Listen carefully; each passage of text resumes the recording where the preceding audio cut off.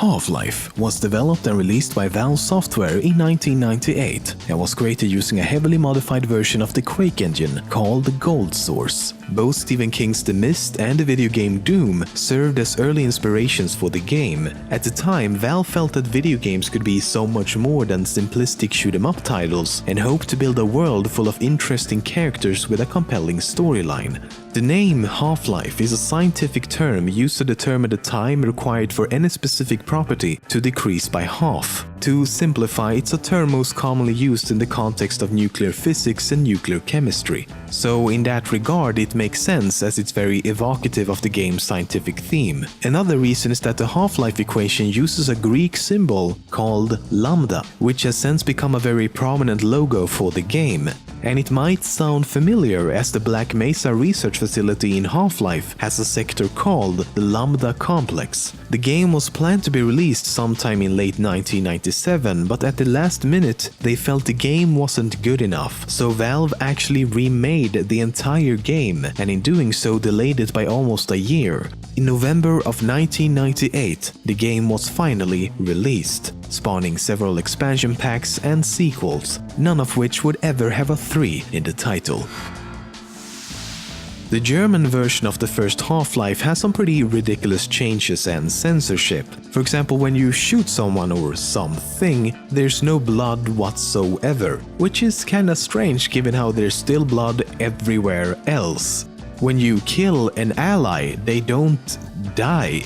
That's right, people don't die if they are killed. Instead, they chose the much more realistic approach of sitting down while shaking their heads in disappointment at you. Oh fuck, I can't believe you've done this. But the most odd difference is that all Marines are replaced with robots.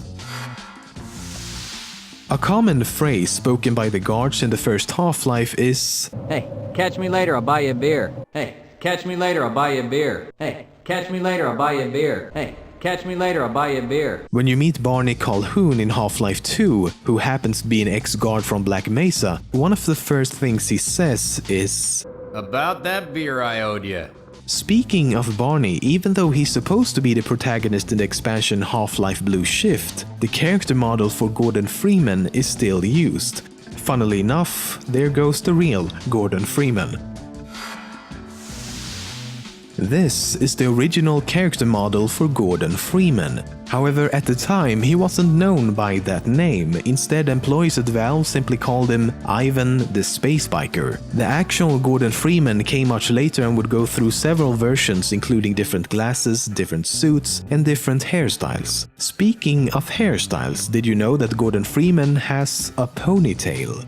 Well, at least he did in the first game. This is also why it looked like he had a backslick on the title screen of the game. But in Half-Life 2 and all subsequent art for the game, the ponytail is gone.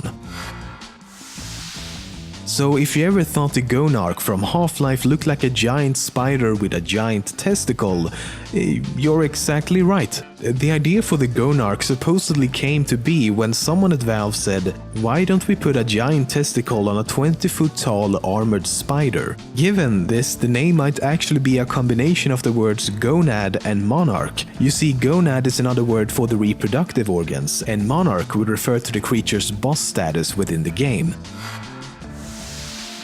In Half-Life 2 Episode 2, Dr. Magnuson makes a remark about something Gordon did back at Black Mesa. Oh, and Freeman, if you pull this off, I might just forgive you for that debacle at Black Mesa. You know the one I mean, involving a certain microwave casserole. He's actually referring to a moment in the first game when the player is able to tamper with a microwave.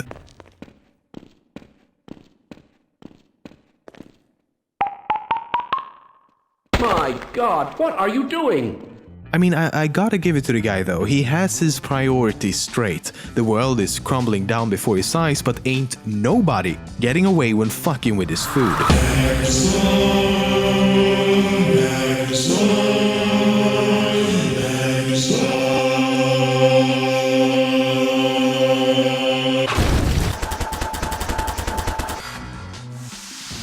While you might still be waiting for a new Half-Life game, Japan got their very own back in 2006. It's called Half-Life 2 Survivor and is an arcade game based on Half-Life 2. The game was met with mostly positive reviews all around, but unfortunately for the rest of the world, it's only available in Japan.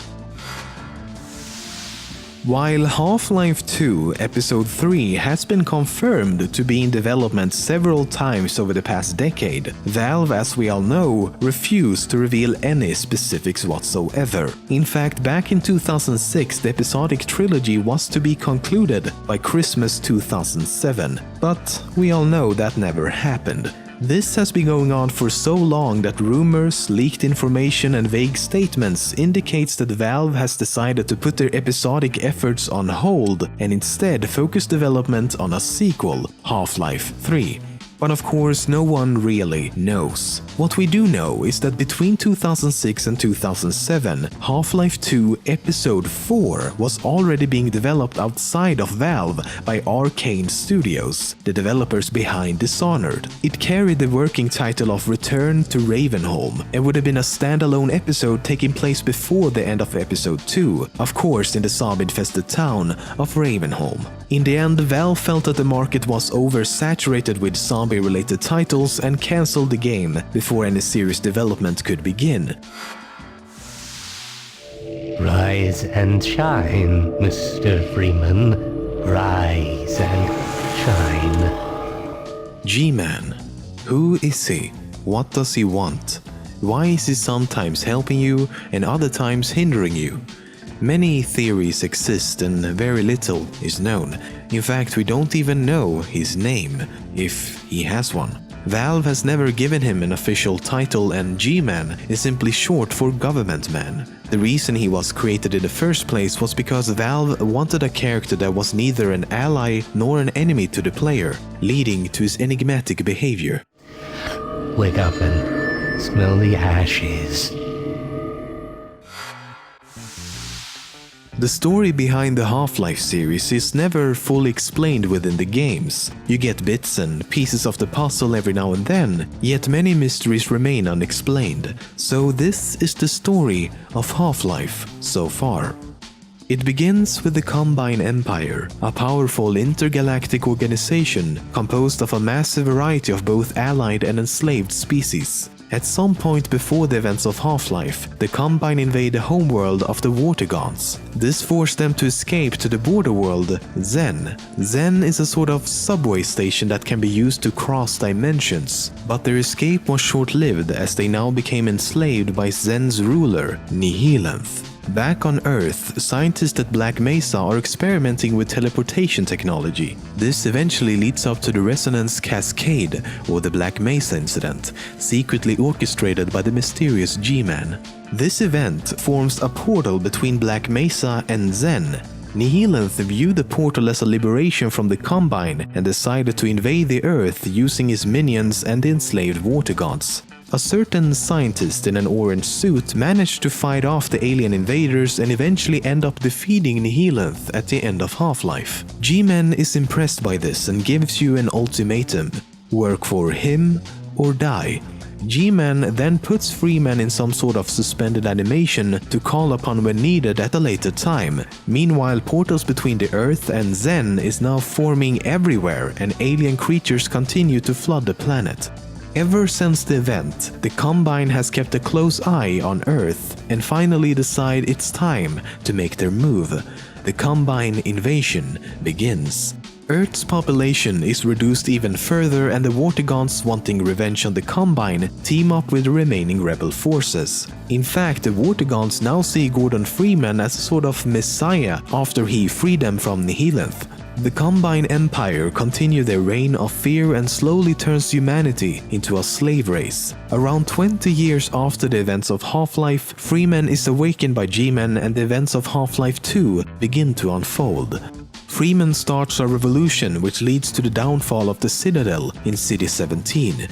As a last resort, the Combine destroys City-17 to create a super portal and call for reinforcements. Eventually, the Resistance destroys the portal and we are now all eagerly waiting for Episode 3, or a third something. Surely Valve will deliver.